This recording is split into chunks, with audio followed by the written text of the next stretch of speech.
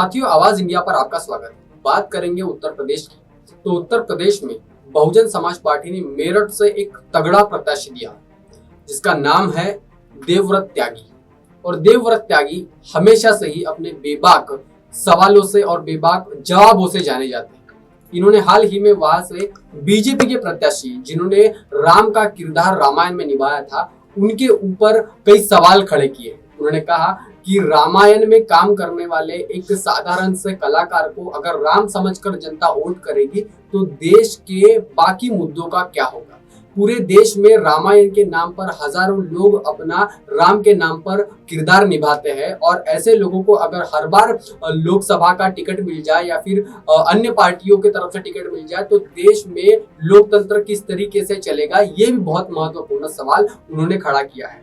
उन्होंने इसके पहले बार बार वहां से सांसद रहे, 3 बार सांसद रहे राजेंद्र अग्रवाल जी से भी सवाल पूछा। उन्होंने कहा कि जिस तरीके से आप पिछले 3 बार आप यहाँ से सांसद हैं, लेकिन उसके बाद भी यहाँ की आम जनता ने हवाई अड्डा और हवाई यात्रा अभी तक की नहीं की है और इसीलिए यहाँ की जनता का मतलब मेरठ की जनता का विकास अभी तक के नहीं हुआ है।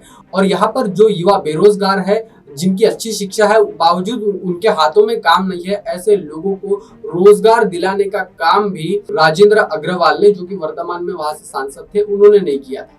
तो इन सभी सवालों को लेकर के उन्होंने काफी हंगामा खड़ा किया और कलेक्ट्रेट पहुंच के, जिला कलेक्टर ऑफिस में पहुंच के उन्होंने अपना नामांकन दर्ज किया और तमाम सवालों के जवाब उन्होंने मीडिया से बातचीत करते हुए दिए। उन्होंने यह भी कहा कि भारतीय जनता पार्टी के जो वर्तमान के सांसद हैं, उन्होंने ना तो शिक्षा, बेरोजगारी, चिकित्सा और खास करके बुजुर्ग, उनके लिए जो ओल्ड एज होम की आवश्यकता होती है, इन विषयों पर कभी उन्होंने काम नहीं किया। आज के जो नौजवान हैं अपने माता पिता को छोड़कर नौकरियों के लिए कहीं बाहर विदेशों में चले जाते हैं, दूसरे राज्यों में चले जाते हैं। ऐसी स्थिति में उनकी देखभाल करने वाले कोई व्यक्ति नहीं होने के कारण उनको सिर्फ ओल्ड एज होम का सहारा लेना पड़ता है, जिसकी आवश्यकता जिले में और इस क्षेत्र में काफी महत्वपूर्ण है। लेकिन इसके ऊपर यहाँ के जो सांसद थे राजेंद्र अग्रवाल, इन्होंने अभी तक के कोई काम नहीं किया। उन्होंने कहा कि इसके लिए प्रदेश की सरकार और केंद्र सरकार भी काफी उदासीन दिख रही है और इसकी वो जिम्मेदारी नहीं ले रही है। लेकिन आने वाले समय में अगर वो यहाँ से सांसद चुनकर जाते हैं, वो सरकार में अगर जा सकते हैं, तो वो ये जो बेरोजगारी, शिक्षा, चिकित्सा और खास करके बुजुर्ग लोगों के लिए जो ओल्ड एज होम का जो कंसेप्ट है, इसके ऊपर वो आने वाले समय में वो काम करेंगे। उन्होंने दावा करते हुए ये भी कहा है कि बहुजन समाज पार्टी से किसी भी सपा के और भाजपा के प्रत्याशी की कोई फाइट नहीं है। बहुजन समाज पार्टी यहाँ से 4 लाख अधिक वोटों से आने वाले समय में चुनाव जीत सकती है। उन्होंने भाजपा के प्रत्याशी अरुण गोविल इनके ऊपर निशाना साधते हुए कहा कि भगवान राम कण कण में बसते हैं, उनके नाम से राजनीति करने वालों को जनता कभी माफ नहीं करेगी, क्योंकि ये जो जनता है ये अभी भाजपा के राजनीति से और भाजपा के धर्म के राजनीति से परेशान हो चुकी है और इसीलिए वो जो है वहाँ की जनता जो है इस बार शिक्षा, रोजगार और चिकित्सा और बुजुर्गों के नाम पर वोट करेगी और वो वोट बहुजन समाज पार्टी के प्रत्याशी जो देवव्रत त्यागी है इनको ही मिलेगा, ऐसा उनका दावा है। उन्होंने साथ साथ अरुण गोविल के ऊपर ये भी निशाना साधा है कि आपने राम का किरदार किया है, ये तो पूरी दुनिया को पता है, लेकिन आपने कुछ सीक्रेट फिल्में भी की है जिनका जिक्र नहीं किया गया है।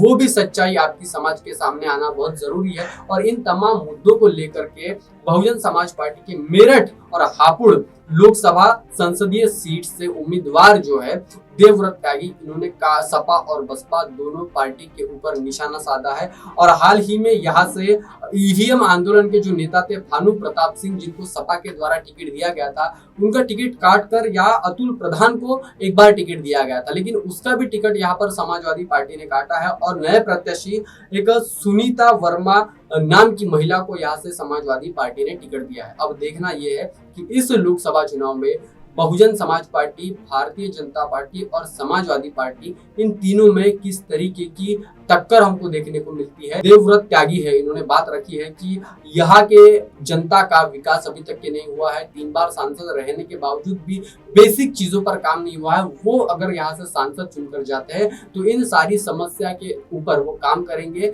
और इसीलिए वो बहुजन समाज पार्टी की तरफ से काफी मतों से जीत के आने वाले हैं, ऐसा उनका दावा है। इस खबर को लेकर के आप क्या सोचते हैं? उत्तर प्रदेश से लेकर के पूरे देश की सियासत के बारे में आप क्या सोचते हैं? अपनी प्रतिक्रिया जरूर दें।